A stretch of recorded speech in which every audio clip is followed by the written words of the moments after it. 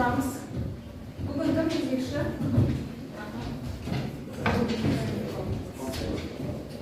Отырамыз. Кезекші кім бүгін? Кім жоқ сұрақта? Барлығы бері отырамыз.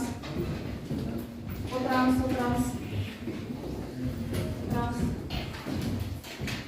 Үйге қандай тақырып берді? Кім айтады? Үйге қандай тақырып берді?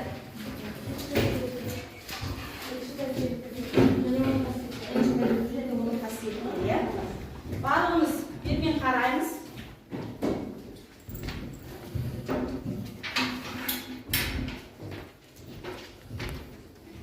Бірінші сұрақ, қазір сіздерден қайталау сұрақтары. Бірінші сұрақ, А санының нші дәрежелі түбірі дегеніміз не? Тағы.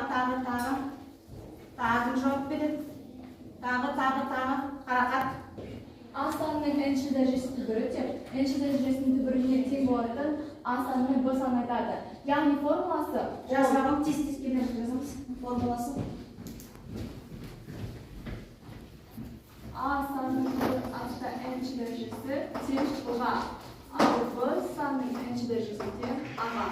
Осы формула бойынша, яғни бұл нші дәрежесінің түбірінің формуласы. Дұрыс па? Отырамыз. Келесі сұрақ.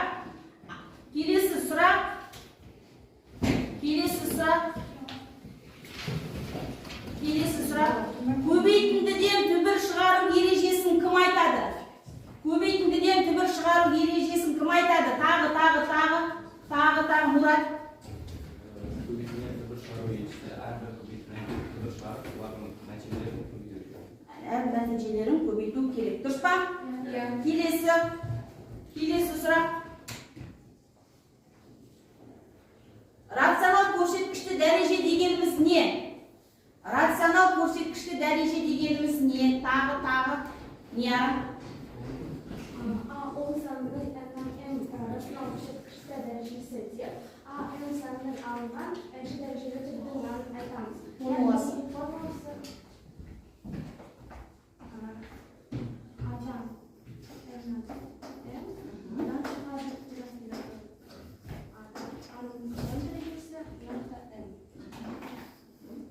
Дұрыс па? Дұрыс. Енді барлықтарымыз қазір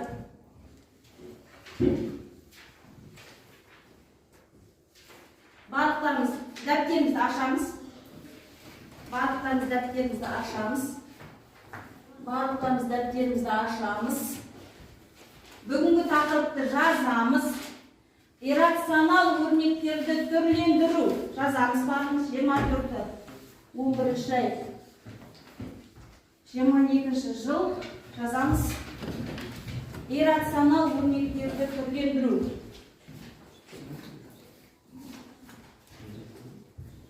Жазып па? Иррационал өрнектерді түрлендіру. Жазып болды па? Яғни балалар, бүгін біздің сабағымыздың мақсаты иррационал өрнектерді түрлендіру арқылы білімдерімізді нақтылаймыз және ой қорытындаймыз. Нші дәрежелі түбір қасиеттен иррационал өрнектерді түрлендіруді қолдануды үйренеміз. Түсініп отырсыздар ма? Қазір барлықтарыңыз бүгін сіздер балалар тақырыпты сіздер өзіміз ашамыз. Сіздерге ол үшін алдарыңызға барлықтарыңызға ноутбук қойылды. Сол ноутбук арқылы сіздерге 8-ші сыныптың алгебра кітабын ашамыз.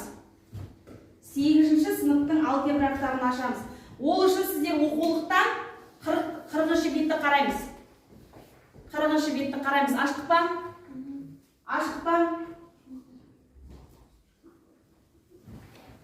40-шы бетті қараймыз. Болмаса соткаларымызды алып қарай беруге болады. Аштық па?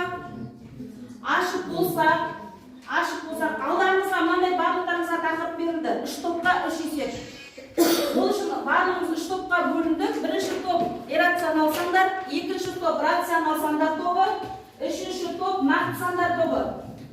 Яғни 3 топқа 3 есеп құрастырылды. Сол бойынша 40-шы бетті аша отырып,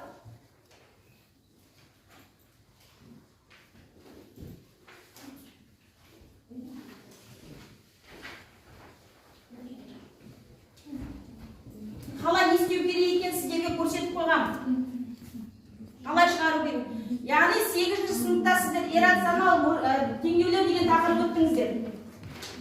Соны басшылыққа ала отырамыз. Яғни аудан жаңа енді соған шығарасыздар. Жоқ жаңа А4 берген ғой тағы. Қырғызша бет ашасыздар. Қырғызша бет ашамыз.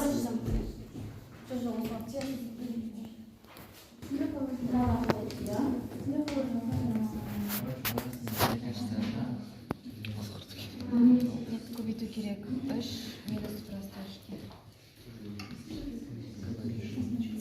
Бір оқушы шығып түсіндіреді.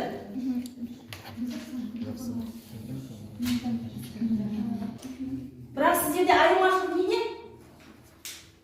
Бір көрсеткіші бар. Бір көрсеткіші бар айырмашылық сіздерде.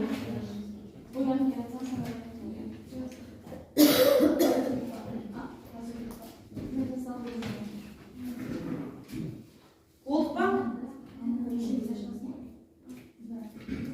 Иррационал сандар тобы болыпты. Екінші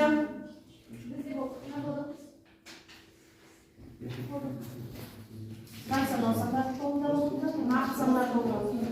Ал бірінші топтан кім шығарып түсіндіреді? Иррационал сандар тобына. Динас екінші топтан. Айдана үшінші топтан. Нияра. Бірінші Динас шығарып көрсетеді. Барлығымыз дәптерімізді ашамыз. Барлығымыз. Каждый топтың есептерін жазып отырамыз. Түсінікті ма?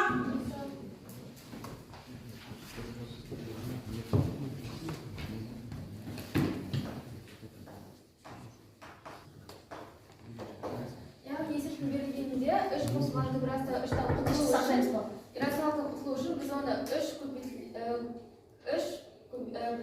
3 минус тубырасты 3-ке көбейтеміз. Яғни бөлшекке.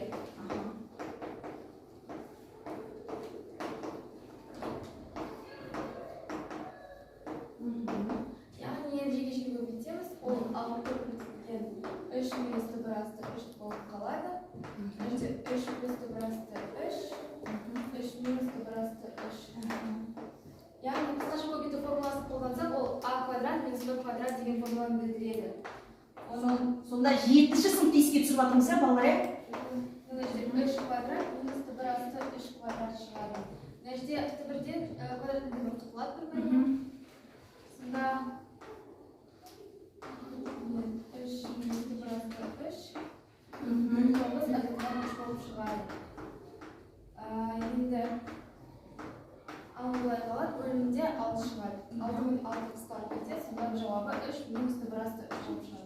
Дұрыс па? Жазып алдық па? Жазып болдық па? Жазып аламыз ба? Мысалға.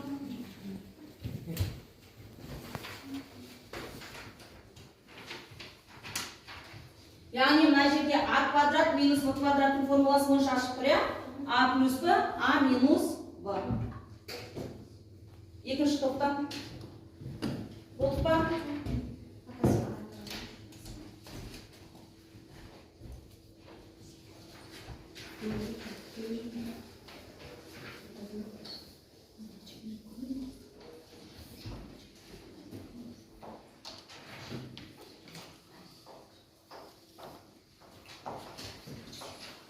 Бізде бұл есепте рационалдықтан құтылуды. Сол себепті Біз бұрын 1 минут уақыт сөзінде бұрынғы есептерде біз 8 сыныпта бір көрсеткіші болмайды. Өткендегі рационал көрсеткіштер бойынша формулаларды қолдана отырып шығарамыз. Мысалы бізде мұнда 3-ші дәрежелі түбір бар. Сондықтан біз бұл түбірасты бесті де 3-ші дәрежелі түбір болу керек. Сондықтан оны біз рационалдыққа келтіреміз. 3 түбірасты бес, оны біз көбейтеміз. 3-ші дәрежелі түбірдің 25 дәрежесі. Неге? Неге көбейтеміз? Өйткені, мысалы бізде 25-ті 5-ке көбейткенде бізде 125. Яғни бөлімі неден құтыламыз? Иррационалдықтан құтыламыз. Яғни бұда не шығу керек? Түбір?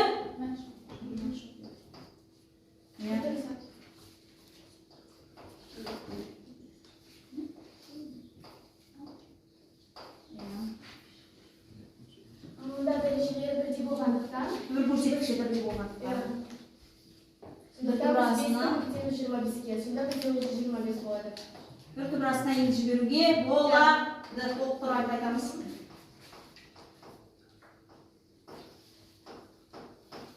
Осыдан бізде 5-тен 3 дәрежесі шығады. Дәрежелерді қысқартқанда, сонда бізде 5 шығады. 5-тен 15-ке қысқартамыз, сол жерде бізде 3. 3 көбейтілген 3-тің 3-ші дәрежелі түбірді. Яғни 125 деп отырғанымыз қандай санды 3 рет көбейткен кезде 125 шығады деп көресіздер. Сонда 5 болады. Қараймыз, дұрыс па? Отырамыз, жазып алдық па? Келесі.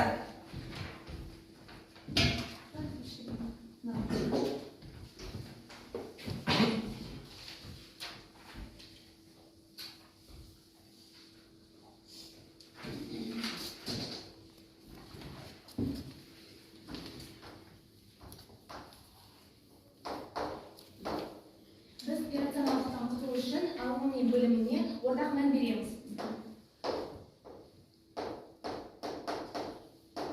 Біз 7 сыныпта өткен қысқаша көбейту формуласы. Осыған байланысты біз ортақ бөлім береміз. Егер де біз түбірасты без азайтылған Жоқ, ортақ бөлім береміз ба? ұқсас мән береміз. Ұқсас мән береміз. Қайтадан дұрыстап жібереміз қателесті. Теріс мәнмен. Ал мынандай бөліміне теріс мән береміз. Теріс санмен аламыз, иә? Қарама-қарсы бөлім, иә? Қысқаша көбейту формуласы келеді. Иә. Аламыз.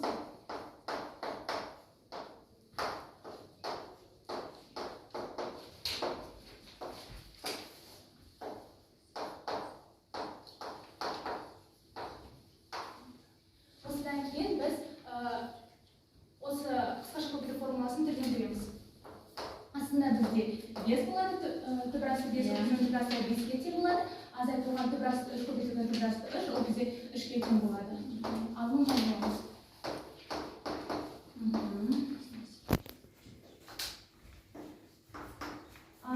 Бөлімде 2 шығады, ал мұнда 2, түбірасты 5, азайтылған түбірасты 3 шығады. Шаша жауап 2-мен 2-ні қысқартамыз, осыдан бізде түбірасты 5, азайтылған түбірасты 3 шығады. Сонда мына жерде не істедіңіз? Иррационалдықтан құтылдыңыз және қандай формула пайдаландыңыз? 7 сыныпта өткен қысқаша көбейту формуласы. Қандай қасиет қолдандыңыз? Бөлшектерді Қысқарту. шығардық па? Жаздық па? Барлығымыз жазып аламыз.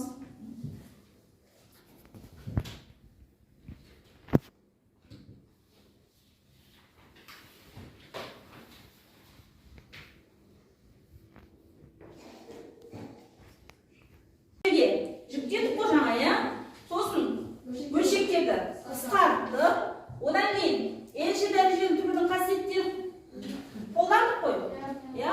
Одан кейін бөлшектің бөлімін иррационалдықтан істедік. Құтылдық. Яғни осы жаңағы сіздер айтып отқан табыс критериялары бар ғой, айтып отқан.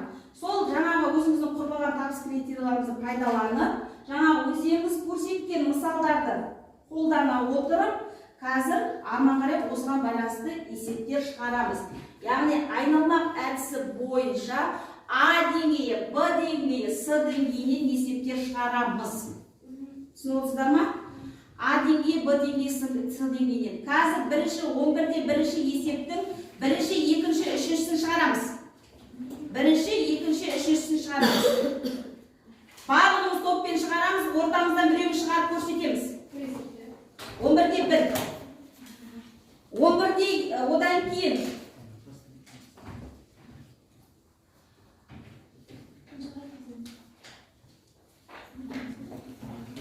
барлығын шығарамыз. Бір-бірімізге түсіндіре отырып шығарамыз. 11-де 1. 11-де 1. Қағазға шығарамыз, не? Алдарында үлестірмен қағаз тастан ол қағазға. Түсіндіреміз. Қалай шығарып, ортамыздан біреу шығарып көрсетеміз.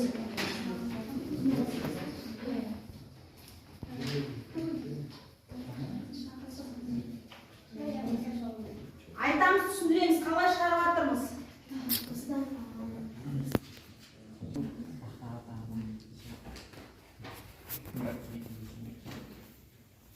Бірінші есепті кім болды? Біріншісін.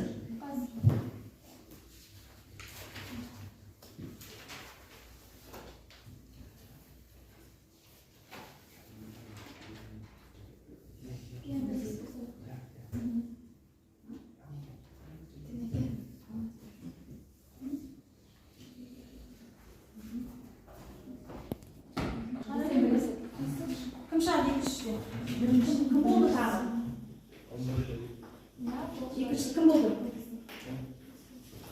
Тақтан, ана тақтан өшіріп шығарамыз.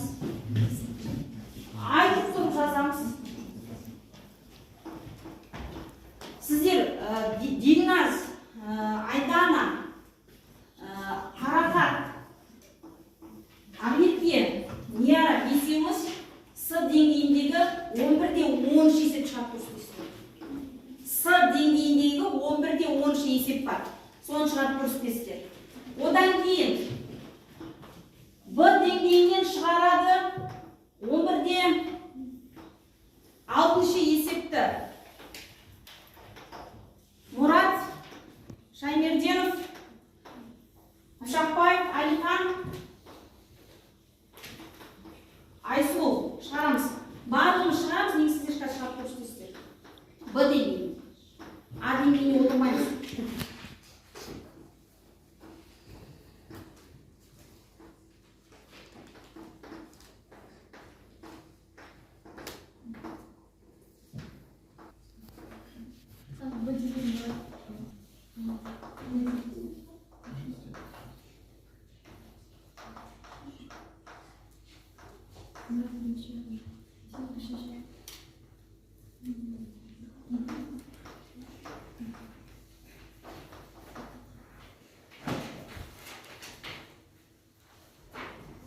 Мажит түсіндіре ғой. Барлығымыз бірге қараймыз. Барлығымыз тақтаға қараймыз. Мажит не істедіңіз, айта алыңыз.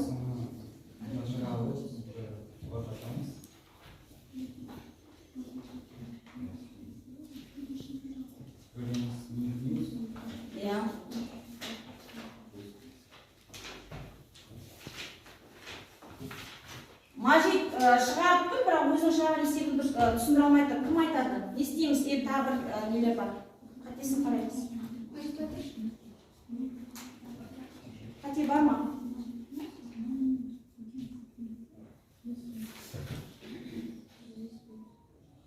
Ашып шығармаған. Ашып шығармаған. Ашып шығармаған, иә. Ашып шығармай тұр, иә? Не істедің ал? Қысқаша жазына салып тұр, иә? Мажит. Яғни сіз мына жерде сразу жазып салып тұрсыз, мына жерде 5 плюс 3 және 5 минус 3-те неге алу керек еді? Ортақ бөлімге алу керек, иә? Сосын мына жерге 5 минус плюс. Иә? Тағы? Иә? Жазуын түсіндірсе енді? Тез.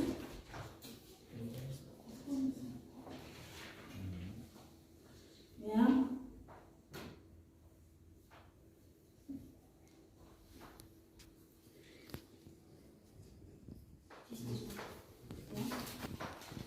Сіз сразу жаза салып тұрсыз. Енді қалай шығардыңыз? Айдана, не істеу керек еді? Анда бірінші рационалды толықтыру керек. Сол кезде рационалды толықтырғанда Жоқ, бізде иррационалды бөлімдері қандай еді? Бөлімдер қалай тұр? Бұл жерде амалдарды орындау керек. рационалды толықтыру керек. Тағы нені қолдану керек? Өткенде тақырыптар бойынша ашыңдар, қараңдар. Тағы. Ортақ бөлім десек, анда 5 плюс, иә? 5 минус. Иә, сосын? Сол кезде, мысалы, мында 5 минус түбірасты 3-тің квадраты, түбірасты 5 минус түбірасты 3-тің квадраты болады. Қосылған түбірасты 5, қосылған түбірасты 3-тің квадраты. Оны қосқан кезде біз жақшаларын ашуымыз керек, квадраттарын. Мысалы, бірінші квадратты ашқанда бізде 5 минус 2 түбірасты 15 қосылған 3 болады. Сонда оны қосамыз 5 қосылған 2 түбірасты 15 қосылған 3. Минус 2 түбірасты 15 және қосу 2 түбірасты 15 қысқарып, содан бізде 16 шығару қасы. Аяқтан шықты. Сіз қысқартып жаза салдыңыз ма? Қалай жатқанын түсінесіз.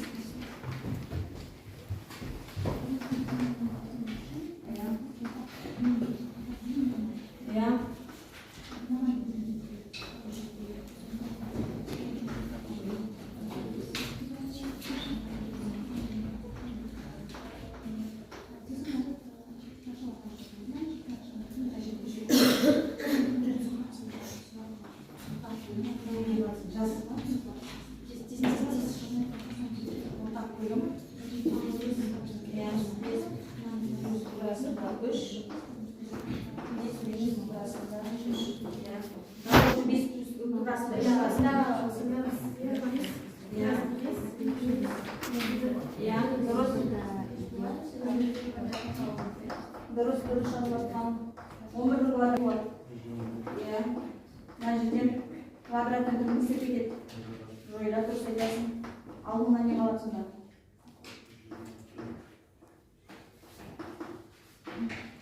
Номер істеп кетеді. Иә. Тағы немене қысқарады? Болды. Тағы.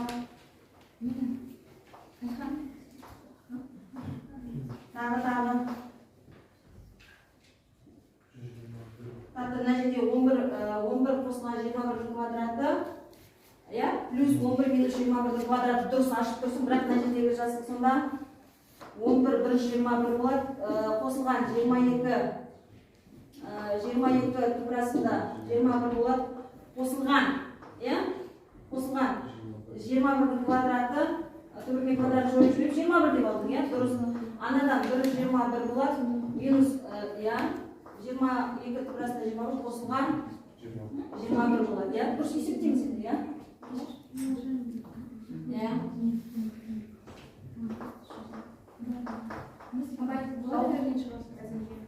Қайсан?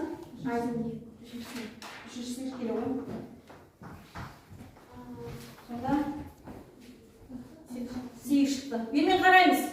8 шықты дейді, дұрыс па? Сіздерде ағетте 8 шықты ма? Естәулет орындап отырмыз ба?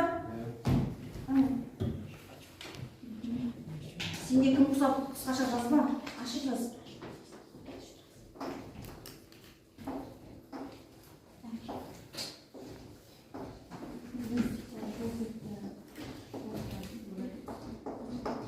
Екі бүтін 184 шығады дейді. Дұрыс па?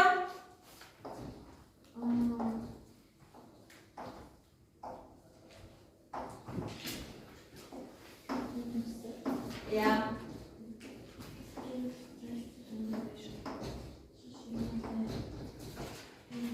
242-ге 42 қосқанда 284, 121-ден 100 алғанда 2,184. Отырабы келесі кел. Келесі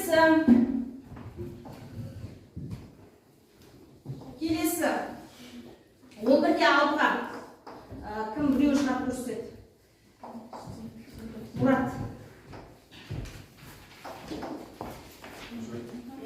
Жазып алдық па тақтадарына? Шығарып жазалым.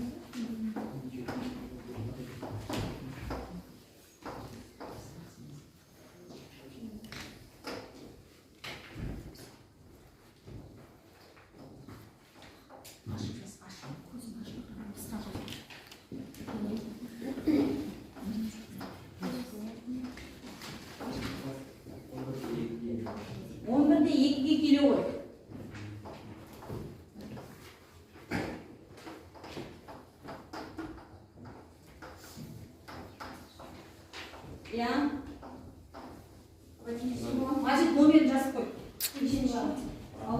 Мұрат. Сіз нешесін шығарасыз? Еріктіліктен төлендіру үшін біз онда бөлім береміз. Одан кейін біз шашыларды ашу омағын шығарамыз. Мына жерге неден бердің онда? Толықтап жазыңдаршы балға мына жерде. Неден бердің? Неден беріп тұрсың? 11 минус толықтап жаз қалдырмай. 11 қосылған екі бас қосылған мына беріп тұрсың. Мынаған 11 минус толықтап жасаңыздар. Сосын Одан кейін бірінен азайттыңыз. Мынау минус 11 болған шықты, мынау плюс болған шықты, дұрыс. Бірінен 11-ді қысқартып жібердім, 4 арасында 30. Мына екеуі бір квадрат 21 шықты. Мынадан 120.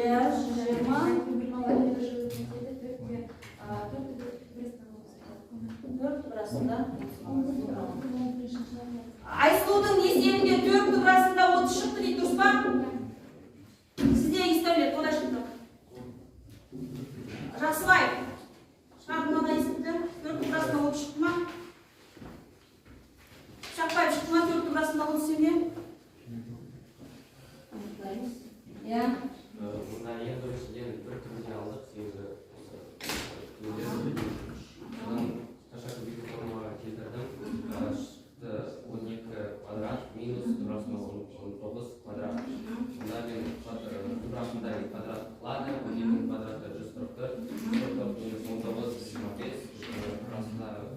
равенстве отырғанымыз ол 5-тен шығып тұр. Дұрыс па? Бермен қараймыз, барлығымыз басымызды көтереміз. Мынада 5 шықты дейді. Не ара? Дұрыс па? Шығарында ғана есепті? Дилназ? Мажит? Дұрыс па? Ал. Кім түсіндіре ғой? 11-де екінші есеп дейді. 11-де екінші түсіндіре қойсам. Істедіңіз.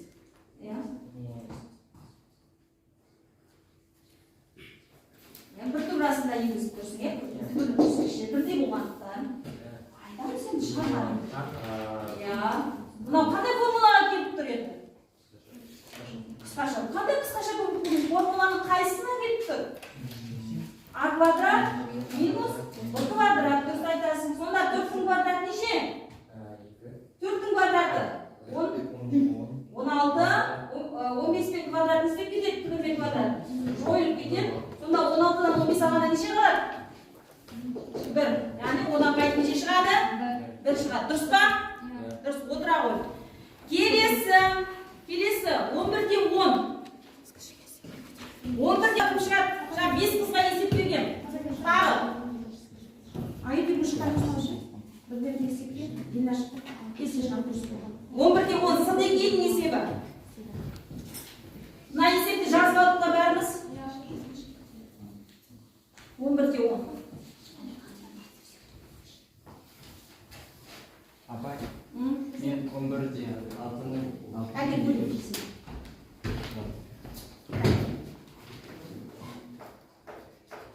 11-де 6. Екіншісі шалатыр ма? 11-де 6-ның екіншісі 2. 5 турасында 7, 7 минус турасында 17. Дұрыс, бір тұрудың астына енгізіп тұрсың ғой, қысқаша көбейту формуласын қолданып тұрсың, дұрыс. 7, 2 мен 5 дәрежесі 32, 32.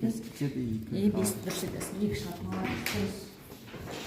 Тағым шабығын болды. Тағы. Түсті шығарамыз. Шығарылсын ба? Тағым шабық болды.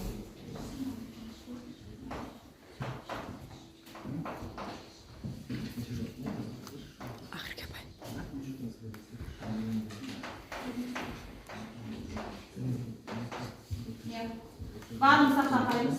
Біріншісінде біз осы түбірасты x азайтылған түбірасты y-ті ашамыз. Бөліміне байланысты ашуымыз керек. Сол кезде бізде 4 түбірасты x азайтылған 4 түбірасты y, шашаншыны көбейтілген 4 түбірасты x қосылған 4 түбірасты y шығады. Бөлімінің мәні 4 түбірасты x азайтылған 4 түбірасты y. Келесі жағдай біз ортақ бөлім береміз. Ортақ бөлім біз түбірасты x қосылған 4 түбірасты x y-ға береміз. Сонда үстінде бізде x қосылған 4 түбірасты x y куб қосылған азайтылған 4 түбірасты x куб азайтылған 4 түбірасты x y болады. Көбейтілген 4 түбірасты x қосылған 4 түбірасты y және бөлінген түбірасты x азайтылған түбірасты y бізде қалады. Осы жерде біз 4 түбірасты x азайтылған 4 түбірасты y пен бөліміндегі 4 түбірасты x пен 4 түбірасты y-ті қысқартамыз. Сол кезде бізде қалады 4 түбірасты x қосылған 4 түбірасты y. Мына жерде біз ортақ мәнді жақтың сыртына шығарамыз. Сол кезде біз 4 түбірасты x жақтың сыртына шығады. Жақтың сыртына шығарған кезде бізде жақтан ішінде 4 түбірасты x куб қосылған 4 түбірасты y куб азайтылған 4 түбірасты x квадрат y азайтылған 4 түбірасты x y квадрат болады. Ал бөлімінде де біз 4 түбірасты x-ті жақтың сыртына шығарамыз. Сол кезде бізде қалады 4 түбірасты x қосылған 4 түбірасты y. Нәтижеге көбейтілмez ба? Көбейтілген түбірасты x қосылған 4 түбірасты қараймыз. Y бөлінген түбірасты x азайтылған түбірасты y. Біз нәтижеге 4 түбірасты x пен 4 түбірасты y-ті қосылған нәтижеге қысқартамыз. Нәтижеге жақсының сыртындағы 4 түбірасты x пен 4 түбірасты x-ті қысқартамыз. Сөз жазамыз. 4 түбірасты x қосылған 4 түбірасты y азайтылған. Мынаны біз екі жақ жаққа түрлендіріп алатын болсақ, бізде шығады 4 түбірасты x минус 4 түбірасты y. Мына жердегі мәні бізде 4 түбірасты x азайтылған түбірасты y болады.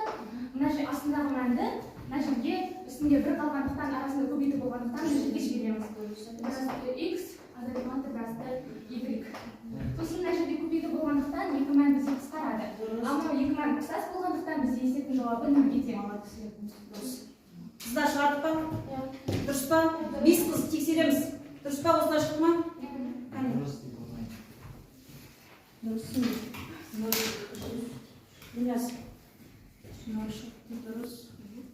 Не ара шығарды білсең?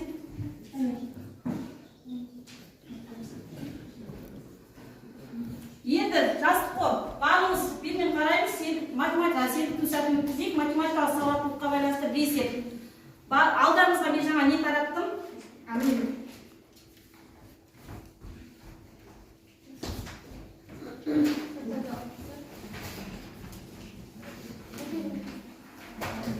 Ауызша ойламаңыз.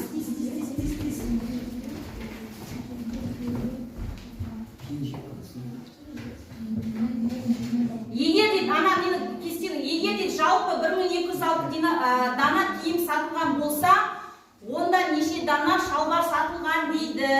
Ойланамыз тез-тез. Неше дана шалбар сатылған дейді.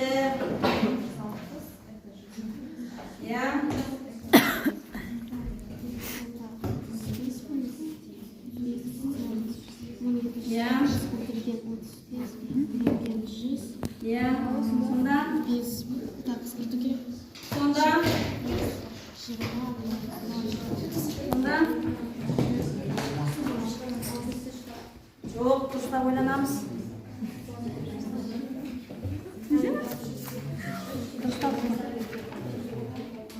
Сонда неше? 440. Сіздерде? 440. Келесі сұрақ. Екіншісі. Егер 140 көйлек сатылған болса, онда неше дана жемпір сатылған? Жаңағы нені пайдаланыңыздар диаграмманы. Тез-тез ойланамыз. Кемге құрамыз тез-тез.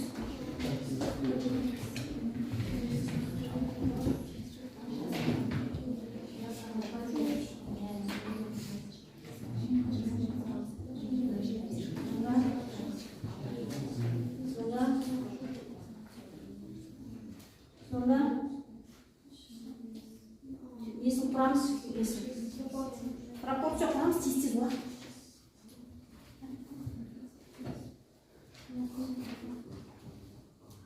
Кім шығарып болды? Нешеу? Мынау процентлерді қайсы? Несі қалып болғанда? Сонда кім болды? 210. Сіздер? 216. Келесі ұбытыға дайындық. Барлықтарымыз білімнен қашамыз. Компьютерларымыздан білімнен қашамыз. Ашамыз барлығымыз. Ашық па? Яғни тест тапсырмасын орындаймыз. Бағана мен сізбен өтетіп қойғам, соны ашамыз тез-тез. Тез-тез барлығымыз ашамыз, орындаймыз. 5 сұрақ бар, 5 тест. 4 сұрақ бар? 4 сұрақ орындаймыз.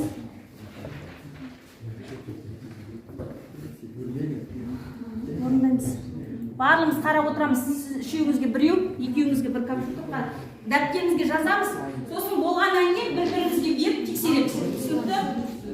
Сіздер жазамыз. А, Б, С, қайсысы дұрыс? Біріншісі, екіншісі, үшіншісі. Тез.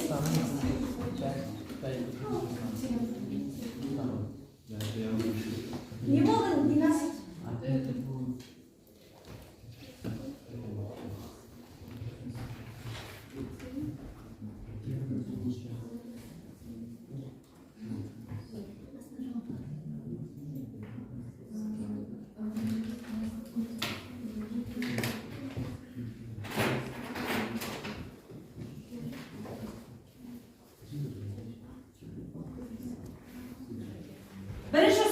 жауап береді? Біріншісіне қайсысы дұрыс? А екіден қосылған бір. Екіден А минус А екіден бір қосылған бір. Дұрыс. Келесі екіншісі. Тұратыр. Келесісі. Кім жауап береді? Жақсыбай. Түбір көрсеткіші 3 негізді 16 дейді. Ал тексеріп көрейік. Дұрыс. Келесі. Қыпшақбай. С қосылған бір. С қосылған бір дейді. Кім сізде қандай шықты? С қосылған бір. Ал тексерейік.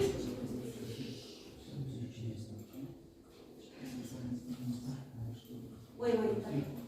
С қосылған бір. Дұрыс екен. Келесі. Соңғы сұрақ. 3'te bir hasta ekleyelim. 3. 3'te bir. Ол қайда жүр? Не істеді? 3'ті біраз минусты қалай шығып тұреді? Ал түсіндіреміз. Біз минусты оны біз біріншіден қысқарттық. Қысқарттық емес. Біз алтыны бірастың екінің ішіне саламыз. Тағы қандай нені қолдандық? Кім айтады? Қандай нені қолдандық? Қолдану болды. Қайсысы дұрыс бұда?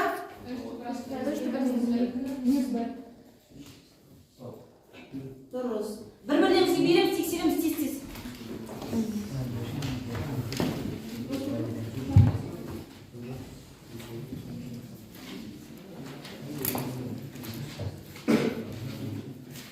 Тексеріп ба? Бір-бірімізге беріп ба? Балалар еңбегімен қараймыз барлығымыз. Бүгін жалпы біз рационал өрнектер мен иррационал өрнектерді түрлендірудің қандай айырмашылықты байқадыңыздар? Рационал өрнектерді түрлендіру мен иррационал өрнектерді түрлендіруде қандай айырмашылық бар? Рационал сандар дегеніміз ол бүтін сандар. Оның және интерес мәні бар, бірақ та ол нақты сан. Ал иррационал санына келсек, ол бізде түбір асты нақты сан болмайды. Сол кезде біз бұл түбір астынан құтылуымыз керек. Иррационал тәсілі бойынша. Жалпы біз бүгін қандай иррационалдықтан құтылу үшін қандай қағидаларды басшылыққа алып есептедік? Бірінші, жетіншілікті еске түсіндірдік, қысқаша көбейту формуласын пайдаланды, ортақ бөлімге келтіруді, одан кейін көбейткіштерге жіктеуді қайталадық, сосын бөлшектерді қысқарту. Және де 11-ші сыныптың дәрежелері өткен тақырыптарды басшылыққа ала отырып иррационалдықтан есепте шығардық. Енді балалар үйге тапсырма күнделігімізді ашамыз. Номерде 11-9 есе. Бүгін бізде жалпы сабаққа өте жақсы қатысқан Дильназ, жалпы Айдана, Қарақат, Арлеке, Нияра өте жақсы, сабаққа өте жақсы белсене қатысып. Мажит есепті шығарды, бірақ ол қысқаша, ашық көрсете алмады. Келесіде ашық көрсетуін сіз түсініп отырсыз, бірақ оны басқа балалар түсінбейді, түсінді ма? Сондықтан ашық жазып көрсетеміз. Жақсы, кім? Айсұлу, есепті шығарып асықпаймыз, ана жерге келгенде сіз ортақ бөлім шығарып тұрсыз, бірақ басына ортақ бөлім нақты жазылу керек, келесіде соңғы нелермен жұмыс. Жақсы, мына жерде тағы кім бізде қалып қойған мен? Мұрат, өте жақсы, сабаққа жақсы қатысып отыр.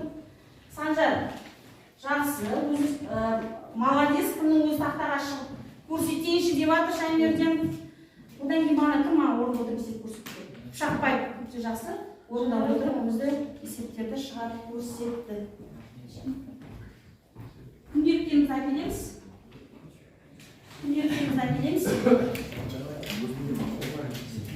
Қазір күнделіктерге ашпаға қойдағым. Күнделіктерімізді ашыңыздар.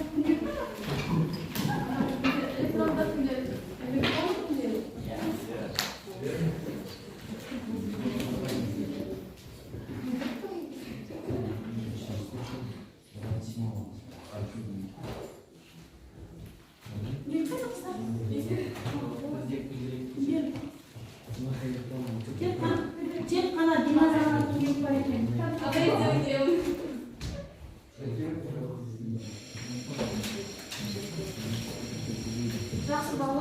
мысалы болса кезекші тақтаны жүріп